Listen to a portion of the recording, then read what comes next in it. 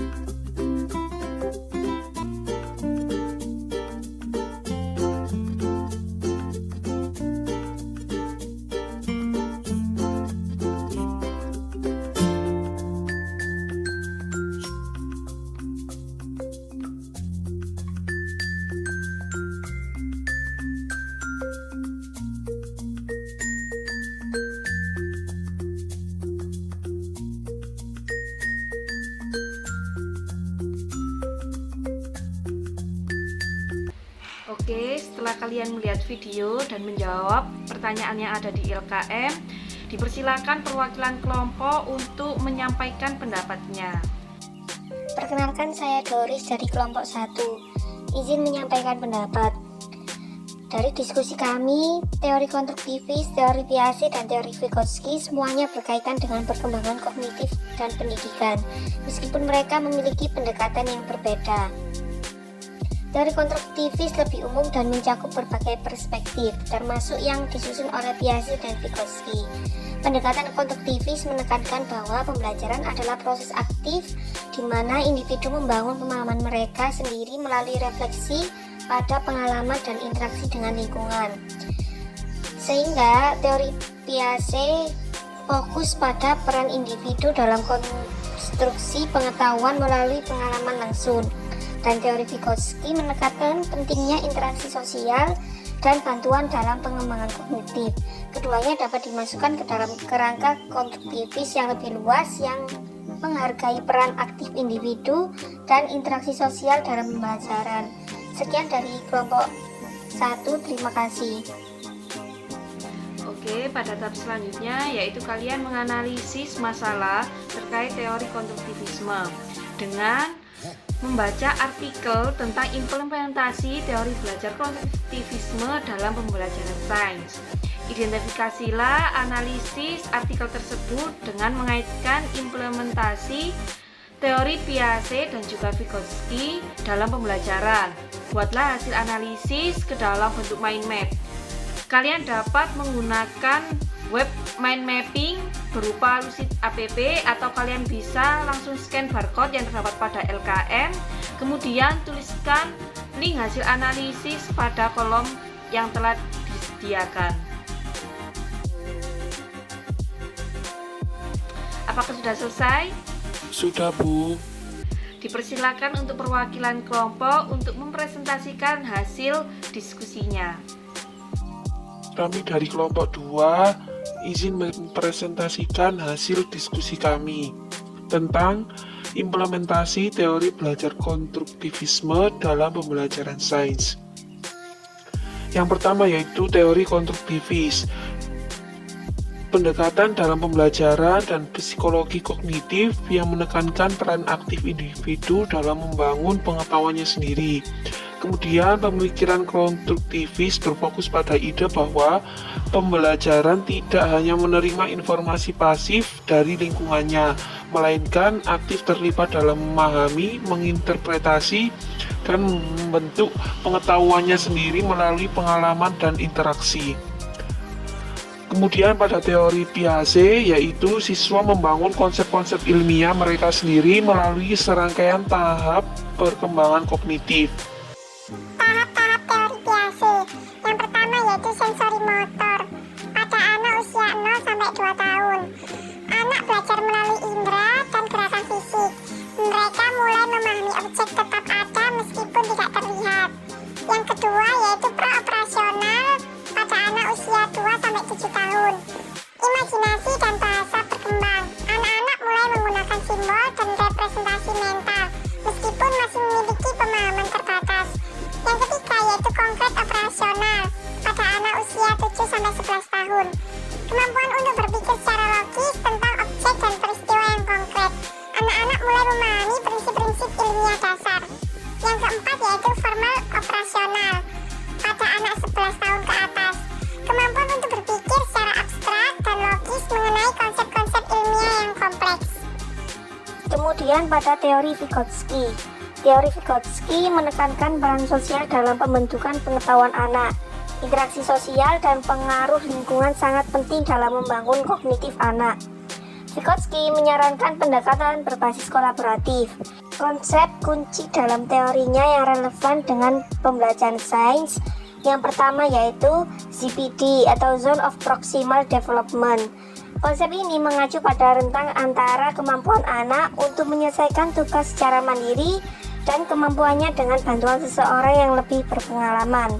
Yang kedua yaitu scaffolding atau penyanggaan. Guru atau rekan sekelas dapat memberikan penyanggaan atau dukungan sementara kepada anak selama pembelajaran. Dapat berupa bantuan, pertanyaan, panduan atau model pemecahan masalah. Yang ketiga yaitu bahasa dan komunikasi. Vygotsky menganggap bahasa sebagai alat kognitif yang penting. Pembelajaran sains seharusnya melibatkan diskusi, pertanyaan, dan komunikasi yang aktif. Yang keempat yaitu kultur dan konteks sosial. Lingkungan sosial dan budaya tempat anak belajar juga memainkan peran penting. Konsep-konsep sains harus terkait dengan pengalaman dan konteks budaya anak, sehingga mereka dapat meresapi dan mengaitkannya dengan pengalaman hidup mereka. Sekian dari kelompok 2, terima kasih. Setelah kalian memahami konsep pembelajaran tentang teori konstruktivis dengan menerapkan teori Piaget dan juga Vygotsky, buatlah rancangan pembelajaran. Kalian dapat menggunakan canva.com atau bisa scan barcode yang telah disediakan, kemudian tuliskan hasil analisis pada kolom yang telah disediakan. Perkenalkan, kami dari kelompok 3 izin mempresentasikan hasil diskusi kami yaitu rancangan pembelajaran. Rancangan pembelajaran dengan topik pertumbuhan dan perkembangan tumbuhan. Dengan subtopik yang pertama pertumbuhan dasar dan perkembangan, yang kedua pengendalian gen pertumbuhan dan perkembangan, yang ketiga spesialisasi, totipotensi dan perkecambahan, yang keempat faktor yang mempengaruhi perkecambahan dengan alokasi waktu 90 menit. Pada bagian A, capaian pembelajaran, yaitu memahami berbagai konsep dasar pertumbuhan dan perkembangan meliputi hormon, pertumbuhan dan perkembangan, faktor-faktor yang dapat mempengaruhi pertumbuhan dan perkembangan, totipotensi, perkecambahan, dan faktor yang mempengaruhi perkecambahan. Pada bagian B, indikator pembelajaran. Yang pertama, membedakan tentang konsep dasar pertumbuhan dan perkembangan tumbuhan. Yang kedua, menjelaskan hormon yang mempengaruhi pertumbuhan dan perkembangan tumbuhan. Yang ketiga, mengidentifikasi faktor-faktor yang dapat mempengaruhi pertumbuhan dan perkembangan tumbuhan. Yang keempat, menjelaskan konsep dari totipotensi pada sel tumbuhan. Yang kelima, melakukan sebuah eksperimen terkait perkecambahan biji. Dan yang keenam, membuat laporan tentang hasil eksperimen perkecambahan biji. Pada bagian C, kemampuan akhir. Yang pertama, mampu membedakan tentang konsep dasar pertumbuhan dan perkembangan tumbuhan. Yang kedua, mampu menjelaskan hormon yang mempengaruhi pertumbuhan dan perkembangan tumbuhan. Yang ketiga, mampu mengidentifikasi faktor-faktor yang dapat mempengaruhi pertumbuhan dan perkembangan tumbuhan. Yang keempat, mampu menjelaskan konsep dari totipotensi pada sel tumbuhan. Yang kelima, mampu melakukan sebuah eksperimen terkait perkecambahan biji. Dan yang keenam, mampu membuat laporan tentang hasil eksperimen perkecambahan biji. Pada bagian D, materi pembelajaran. Yang pertama, pengertian pertumbuhan dan perkembangan tumbuhan. Pertumbuhan adalah proses bertambahnya jumlah protoplasma sel pada suatu organisme yang disertai dengan pertumbuhan ukuran, berat, dan jumlah sel yang bersifat tidak dapat kembali pada keadaan sebelumnya. Ciri-ciri dari terjadinya pertumbuhan yaitu kenaikan volume yang bersifat irreversible atau tidak dapat kembali karena adanya pertambahan jumlah sel, ukuran sel, dan volume sel serta dapat diukur atau kuantitatif. Perkembangan pada prinsipnya adalah tahap-tahapan perubahan yang progresif yang terjadi dalam sel suatu organisme sehingga tidak dapat dilihat dengan mata telanjang dalam rentang kehidupan suatu organisme, di mana tahapan ini mengacu pada proses menuju kedewasaan. Ciri-ciri dari terjadinya perkembangan adalah bersifat reversibel atau dapat kembali, terjadi diferensiasi dan spesialisasi organ, tidak dapat diukur atau kualitatif. Pertumbuhan dan perkembangan tumbuhan dimulai sejak perkembangan biji, kecambah, kemudian berkembang menjadi tumbuhan kecil yang sempurna. Setelah tumbuh hingga mencapai ukuran dan usia tertentu, tumbuhan akan berkembang membentuk bunga dan buah atau biji sebagai alat perkembangbiakannya. Pertumbuhan pada tumbuhan terjadi di daerah meristematis atau titik tumbuh, yaitu bagian yang mengandung jaringan meristem. Jaringan ini terletak di ujung batang, ujung akar, dan kambium. Aktivitas jaringan meristem yang bila dibandingkan dengan jaringan meristem di kambium. Oleh karena itu, pertumbuhan pada tumbuhan dapat dibedakan menjadi dua macam, yaitu tumbuhan primer dan tumbuhan sekunder. Pertumbuhan primer adalah pertumbuhan yang terjadi di ujung akar dan ujung batang atau meristematik primer. Pertumbuhan primer terjadi karena adanya aktivitas di jaringan apikal atau meristematik primer. Pertumbuhan ini terjadi secara bertahap di 3 daerah, yaitu yang pertama daerah pembelahan, proliferasi, berada di bagian ujung akar dan ujung batang. Yang kedua pemanjangan atau elongasi, terletak setelah daerah pembelahan, di mana daerah ini sel akan mengalami pemanjangan dan pembesaran sehingga ukuran dari tumbuhan akan menjadi lebih besar dan dari sebelumnya. Dan yang ketiga, daerah diferensiasi. Pada daerah ini, sel-sel akan mengalami perubahan fungsi menjadi jaringan yang lebih kompleks seperti epidermis, korteks, xilem, floem, dan sklerenkim. Pertumbuhan sekunder adalah pertumbuhan yang terjadi akibat adanya aktivitas di jaringan kambium atau meristematik sekunder yang melakukan 2 pembelahan, yaitu pembelahan ke arah luar akan membentuk floem sekunder dan pembelahan ke arah dalam membentuk xilem sekunder. Hasil dari aktivitas kambium ini akan membuat tumbuhan mengalami pelebaran batang, pembentukan lingkaran tahun, dan jari-jari empulur. Yang kedua, hormon yang mempengaruhi pertumbuhan dan perkembangan tumbuhan. Bagian A, auksin. Hormon ini berperan dalam meningkatkan perkembangan bunga dan buah. Pembentukan buah partenokarpi, menghambat pertumbuhan tunas samping atau tunas lateral, mencegah gugur daun, merangsang perkembangan akar lateral dan pembelahan sel kambium fasikuler, serta menyebabkan dominansi apikal. Bagian B, sitokinin. Hormon ini berperan dalam merangsang pembelahan sel, memperkecil dominansi apikal, mengatur pembentukan bunga dan buah, mempercepat pertumbuhan memanjang, serta menunda pengguguran daun, bunga, dan buah.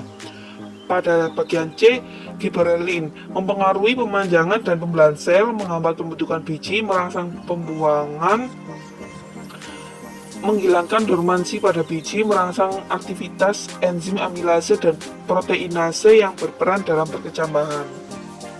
Bagian D, etilen, berperan dalam membantu mempercepat pemasakan buah. Bagian E, asam traumalin, berperan dalam proses penutupan luka. Bagian F, kalin, berperan merangsang pembentukan organ tumbuhan yang meliputi bagian rizokalin atau akar, kaulokalin atau batang, filokalin daun, dan antokalin florigen atau bunga. Bagian G, asam absitat, berperan menghambat pembelahan dan pemanjangan sel, menyebabkan dormansi bila kondisi lingkungan memburuk, merangsang penutupan stomata pada musim kering, dan membantu pengguguran daun pada musim kering. Pada bagian ketiga, yaitu faktor yang dapat mempengaruhi, yaitu ada faktor dalam atau internal pada gen, enzim, dan hormon, dan juga faktor luar atau eksternal, yaitu nutrisi, air, cahaya, kelembapan, dan suhu. Pada bagian 4, totipotensi pada sel tumbuhan. Sifat totipotensi atau autonom sel tumbuhan adalah kemampuan setiap sel tumbuhan untuk melakukan metabolisme secara mandiri apabila terpisah dari tumbuhan induknya, di mana potongan sel tumbuhan tetap dapat bertahan hidup saat di tanaman atau diisolasi pada suatu lingkungan yang terbaru. Totipotensi memungkinkan potongan tumbuhan induk dapat tumbuh menjadi tumbuhan utuh yang memiliki sifat sama dengan induknya. Yang kelima, yaitu tahap-tahap pertumbuhan dan perkembangan pada tumbuhan. Pada bagian A, perkembangan embrio. Pertumbuhan dan perkembangan pada tumbuhan diawali dengan tahap fertilasi serbuk sari di kepala putih melalui pembuahan ganda. Setelah itu, bakal biji yang mengandung inti kandung lembaga sekunder dan zigot akan berkembang menjadi endosperm yang berfungsi sebagai cadangan makanan. Zigot akan berkembang menjadi embrio dan bakal biji akan berkembang menjadi biji. Pada bagian B, perkecambahan. Perkecambahan merupakan proses munculnya embrio melalui biji. Berdasarkan letak kotiledon pada saat perkecambahan ada 2 tipe, yaitu tipe perkecambahan di atas tanah atau epikeal dan tipe perkecambahan di bawah tanah hipokeal. Mekanisme perkecambahan meliputi beberapa tahap, yaitu inhibisi, embrio mengeluarkan giberelin ke aleuron, aleuron mengeluarkan enzim dan enzim menuju ke endosperma, pengaktifan enzim, transport molekul yang terhidrolisis ke sumbu embrio, meningkatkan respirasi dan asimilasi, dan munculnya embrio. Selanjutnya yaitu model dan metode pembelajaran dengan menggunakan inquiry learning yang terdiri dari 6 fase, yaitu fase orientasi, perumusan masalah, perumusan hipotesis, mengumpulkan data, pembuktian hipotesis, merumuskan kesimpulan. Metode pembelajaran dengan diskusi, tanya jawab, eksperimen, dan presentasi. Selanjutnya yaitu kegiatan pembelajaran. Pada pertemuan pertama yaitu pendahuluan selama 10 menit. Dosen memberikan salam dan menanyakan kabar mahasiswa, dilanjutkan dengan memeriksa kehadiran siswa. Sebagai persepsi dan motivasi, dosen mengingatkan kembali terkait konsep pertumbuhan dan perkembangan yang pernah dipelajari oleh mahasiswa, disertai dengan tayangan gambar pertumbuhan dan perkembangan tanaman menggunakan PPT. Adapun pertanyaan, misalnya yaitu, menurut kalian pertumbuhan pada gambar tersebut mengalami proses apa, dan lain-lain. Kemudian, dosen mendorong siswa untuk menjawab pertanyaan yang diberikan dan akan meluruskan jika terdapat konsep jawaban dari mahasiswa yang kurang sesuai. Kemudian, dengan menggunakan PPT, dosen menyampaikan informasi tentang topik yang akan dipelajari, tujuan pembelajaran, model pembelajaran, dan kemampuan yang akan diperoleh oleh mahasiswa. Selanjutnya yaitu kegiatan inti selama 60 menit. Yang pertama, fase orientasi. Dosen menayangkan gambar terkait pertumbuhan primer dan pertumbuhan sekunder dan memberikan pertanyaan kepada mahasiswa tentang kedua pertumbuhan tersebut. Kemudian, dosen mendorong siswa untuk menjawab pertanyaan yang diberikan dan akan meluruskan jika terdapat konsep jawaban dari mahasiswa yang kurang sesuai. Kemudian, dosen menayangkan kembali gambar terkait peristiwa atau potensi yang terjadi pada suatu tanaman dan memberikan pertanyaan pada mahasiswa tentang peristiwa tersebut. Kemudian, dosen mendorong siswa untuk menjawab pertanyaan yang diberikan dan akan meluruskan jika terdapat konsep jawaban mahasiswa yang kurang sesuai. Pada fase 2, perumusan masalah. Setelah dosen memberikan pemahaman awal terkait konsep pertumbuhan dan perkembangan tumbuhan kepada mahasiswa, maka selanjutnya dosen akan membagi mahasiswa menjadi beberapa kelompok. Dosen meminta mahasiswa untuk duduk sesuai dengan kelompoknya, kemudian dosen membagikan LKM kepada masing-masing kelompok. Dosen menayangkan sebuah video terkait pertumbuhan dan perkembangan dari biji tumbuhan. Dosen meminta mahasiswa untuk mengamati video yang akan ditayangkan. Dosen membimbing setiap kelompok untuk merumuskan masalah menggunakan acuan rumusan masalah tentang isi video tersebut dan meminta setiap kelompok untuk menuliskan rumusan masalah yang telah disusun pada LKM.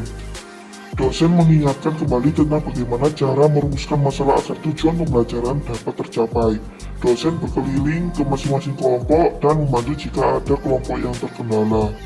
Fase ketiga, merumuskan hipotesis. Dosen membimbing mahasiswa untuk merumuskan hipotesis sebagai jawaban sementara atas rumusan masalah yang telah disusun dan memintanya menuliskan hipotesis tersebut pada LKM yang telah dibagikan. Dosen akan meluruskan konsep materi jika terdapat mahasiswa yang memiliki konsep kurang sesuai ketika merumuskan hipotesis agar mahasiswa tersebut dapat memiliki konsep yang benar sesuai dengan tujuan pembelajaran. Fase keempat, mengumpulkan data. Dosen memberikan arahan terkait langkah-langkah eksperimen yang akan dilakukan. Dosen memberikan kesempatan kepada mahasiswa untuk bertanya terkait arahan eksperimen yang telah dijelaskan. Dosen meminta mahasiswa untuk melakukan eksperimen sesuai langkah-langkah eksperimen yang telah dijelaskan secara berkelompok di tempat tinggal masing-masing perwakilan kelompok. Pada fase 5, membuktikan hipotesis. Setelah selesai melakukan presentasi, dosen memberikan kesempatan kepada kelompok yang tidak presentasi untuk memberikan tanggapan kepada kelompok yang melakukan presentasi. Dosen mengawasi jalannya diskusi antar kelompok. Dosen memberikan persepsi kepada kelompok yang melakukan presentasi dan kelompok yang memberikan tanggapan. Dosen memberikan feedback kepada kelompok yang melakukan presentasi dan meluruskan jika dapat konsep yang masih kurang sesuai. Kemudian setelah selesai memberikan feedback, maka dosen mempersilakan kelompok selanjutnya untuk melakukan presentasi. Dosen melakukan hal yang dilakukan pada kelompok pertama terhadap penampilan kelompok kedua. Setelah proses presentasi dari kedua kelompok selesai, maka dosen meminta mahasiswa kembali untuk seperti semula secara individu. Fase kelima, merumuskan kesimpulan. Dosen mendorong mahasiswa untuk menyimpulkan hasil diskusi pada pertemuan kali ini. Dosen akan menanggapi kesimpulan yang telah dibuat oleh mahasiswa dan meluruskan serta menambahi jika terdapat kesalahan atau kekurangan dari kesimpulan tersebut. Dosen memberikan soal protes kepada mahasiswa menggunakan platform Quizzes sebagai bahan evaluasi terhadap proses pembelajaran yang dilakukan. Dosen meminta mahasiswa untuk mengerjakan soal post-test tersebut secara individu dan jujur. Pada bagian penutup selama 10 menit, dosen bersama mahasiswa merangkum materi yang telah dipelajari melalui tanya jawab secara lisan. Dosen memberikan kesempatan kepada mahasiswa untuk bertanya jika ada hal yang masih dibingungkan atau didiskusikan tentang topik pembelajaran pada pertemuan ini. Dosen mengimbau kepada mahasiswa terkait topik pembelajaran pada pertemuan selanjutnya dan meminta mahasiswa untuk mempelajarinya terlebih dahulu sebelum perkuliahan dimulai. Dosen menutup pembelajaran dengan berdoa bersama, kemudian dilanjutkan dengan salam. Kemudian pada lampiran yang pertama terdapat lembar penilaian sikap, yaitu dosen menilai mahasiswa tentang sikapnya, yaitu tanggung jawab, kerjasama, dan disiplin. Untuk penskoran terdapat 4 kriteria, yaitu skor 4 baik sekali, skor 3 baik, skor 2 cukup, dan skor 1 kurang. Kemudian skor ditotal dengan rumus skor yang diperoleh dibagikan skor maksimum dikalikan 100.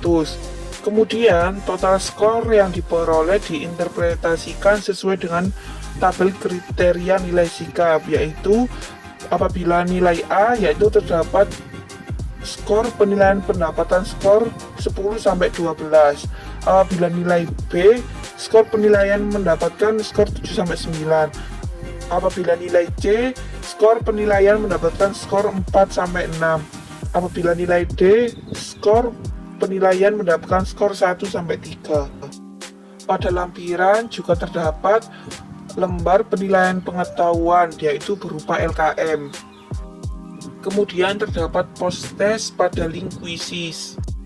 Kemudian terdapat lembar penilaian keterampilan penyusunan laporan, yaitu terdapat aspek yang dinilai. Yang pertama sistematika laporan, kelengkapan laporan, kejelasan dan keruntutan penulisan, kebenaran konsep ide yang dipaparkan, ketepatan pemilihan kosakata, dan juga kerapian.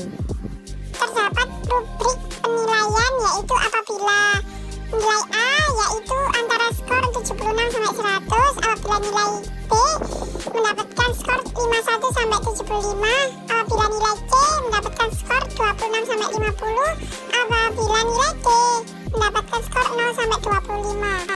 Dengan rumus perhitungan skor, yaitu skor yang diperoleh dibagi skor maksimal dikalikan dengan 100. Sekian dari kelompok 3, kurang lebihnya mohon maaf. Sesuai dengan rancangan pembelajaran yang telah kalian buat, aplikasikan rancangan pembelajaran tersebut dengan membuat bahan ajar yang sesuai dengan konsep teori konstruktivis dengan menerapkan teori PAC dan Vygotsky. Kalian dapat menggunakan Canva seperti yang pada rencana pembelajaran, kemudian tuliskan link hasil analisis pada kolom yang telah disediakan. Terima kasih atas waktu dan partisipasi kalian. Kurang lebihnya mohon maaf. Semangat, sampai jumpa di minggu depan. Assalamualaikum warahmatullahi wabarakatuh.